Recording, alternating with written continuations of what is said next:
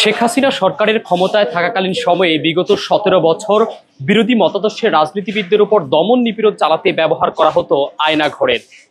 বাংলাদেশ ইসলামী ছাত্র শিবির 5ই আগস্ট পরবর্তী নতুন প্রেক্ষাপটে এসে তারা সাইমুম শিল্পগোষ্ঠী প্রেজেন্ট যেই জুলাই জাগরণ কালচারাল ফেস্টিভ্যাল ইভেন্টের আয়োজন করেছে, সেখানে আয়নাঘরের রূপ দেওয়া হয়েছে এবং ঠিক প্রতীকী আয়নাঘর দেখতে আমার পিছনে দেখতে পাচ্ছেন সাধারণ মানুষ কিন্তু ভিড় করছে। আমরা একটু আপনাদেরকে ঘুরিয়ে ঘুরিয়ে দেখাবো ঠিক আয়নাঘরের দৃশ্য কেমন এবং আয়নাঘরের ভিতরে কি থাকে। RICL TMX, যুগের পর যুগ স্থাপনা থাকে মজবুত।